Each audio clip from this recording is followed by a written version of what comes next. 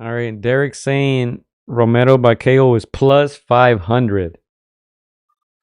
Wow. Damn, this is gonna start turning into the gambling show, Gio. Oh man. Cruz by KO minus 110. Wow. Wait, say that again? So Derek says Cruz by KO minus 110. Dang, they're expecting a knockout? Get my Wow. wallet out. Damn. Yeah.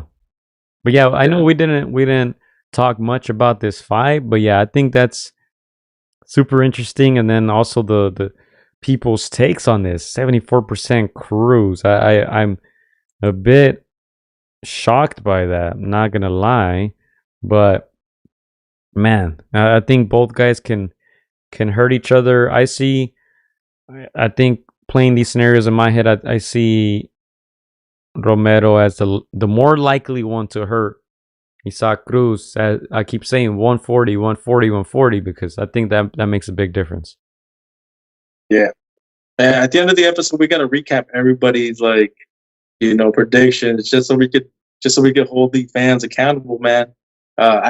We've been getting some slanted results, man. This for this fight weekend. Yeah. So, woo. All right, man. But yeah, let's go to the. Did want to discuss one fight before we move on to the main event because there's a very interesting fight on here. Let me see if I can pull it up for you guys. In this event, and I think this one's flying under the radar. You know, if you guys are thinking about buying the pay-per-view, Eris Lani Lara. Just joking, Chris. Man, nobody cares about that fight. Eris Lani Lara is fighting for the WBA World Middleweight title against Michael Sarafa. I mean, to me, not relevant. You know, obviously we have Brian Mendoza against Sergey Boychuk for the WBC interim. That's a really good fight, but this is the one right here, man. Let me see if I can highlight it for you guys. This one right here is a good fight, and I am actually very, very surprised that these guys are fighting each other at this stages of their career. Kermel Moten, the Mayweather prospect against Anthony Cuba. Cuba undefeated. He's from the LA area. I've seen him train many, many times, Chris. I think I've seen him at the Leo Santa Cruz gym, and then also I don't know if he still does, but he used to do strength and conditioning with our friend Andy Aguilar. So look, he's 7-0, 3 KOs. And Kermo Moten is only 2-0 right now. So 17 years old, you see it there. I think this is a good fight that I'm not even sure if it's going to be televised. We might be able to catch it on YouTube for free, Chris, if they're going to do that. But that's a good card. That's a good fight. Sorry, Elijah Garcia is also on there. Julio Cesar Martinez, and then as I said, Brian Mendoza. So a decent card, Chris. Let's go to the main event, man. Let's go to the main event. Tszyu, Sebastian Fundora. We said last week I like this fight personally. I think it's a tough fight, and you know that opened the door too for Brian Mendoza to get on that card against Bochuk. You know, everybody's forgetting about Keith Thurman. You know, I even forgot to change his name down there on that bottom text, man. I gotta delete his name. Put Fundora's in there. No more Keith Thurman talk.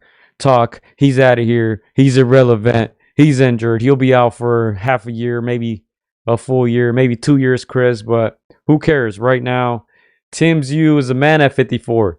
Let's be honest. I don't even know if Charlo's still champion or not, or he vacated all his belts. But right now, Tszyu, man, I didn't think he was gonna be this good.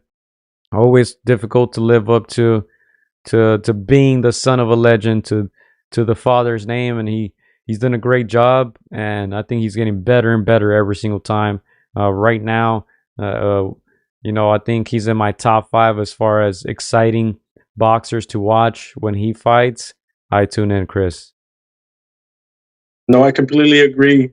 I think when we first heard that Fundora was the replacement uh, for one time, I think the first thing that we thought is like, oh, we just thought of that highlight knockout.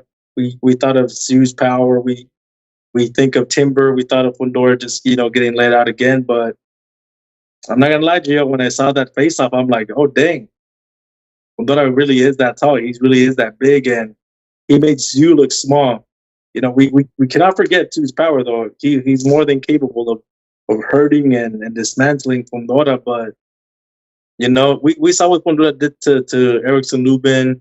We seen what he does to smaller guys. He can put a hurt on them. So I'm not saying that he's gonna do the same to Tszyu, but that face off at least got me a little interested. It changed up my percentage just a bit, just enough for me to convince myself that this could be somewhat of a competitive fight up until it ends. So I'm excited for this one. I'm gonna give Fundora more credit than what I had given him initially. All right. Let's go to some comments here. We got some good comments coming in. Our boy Derek saying, Fundora has a 9-inch height advantage. No Diddy. But he's inspiring Michael Fox. So, yeah, man. Look, Fundora's a tough matchup for anybody, man. Just because of his size, But at the same time, I think he's one of the more frustrating guys to watch. Because, look, they list him at what? I think it's 6'5.5". Yep, 6'5.5". He doesn't use that to his advantage, Chris. He doesn't like to fight on the outside, which is crazy for a guy that tall. Being able to make 154 being 6'6", with shoes on. That's insane. Look, 21-1, 13 knockouts. He clearly has power. He's coming off that loss to Mendoza about a year ago. Got knocked out in the 7th. Brutal knockout. Before that, he had that very really good win with Lubin, beat Carlos Ocampo there in between. He's has some decent Jorge Cota, decent wins, but I don't think it's enough to beat Tszyu, man. And I just think, look, you've interviewed him several times, him and his sister. You watched them train. We've been following this guy for a while. I like Fundora. I really like him. When he got knocked out, I was shocked. But I just think against a guy like Tszyu, if he doesn't box from the outside, I think he has no chance. And on the other hand, if he boxes from the outside, I think it's going to be very, very difficult for Tszyu to get to him. Chris, I don't know if you've ever seen a lion fight a giraffe, but this clip randomly popped up. I don't know if it was my Instagram or YouTube. This lion trying to fight a giraffe. It was trying, Chris. It was trying. It was trying to bite the giraffe's leg and hugging it, and the giraffe just kind of kicking it off of them. I think if Fundora, worked on his game and worked on that game plan, I think he could do that to Tszyu, but I don't think that's going to happen. I have Tszyu in this one. I think he wins by decision. No knockout. Oh, damn. Okay. No knockout.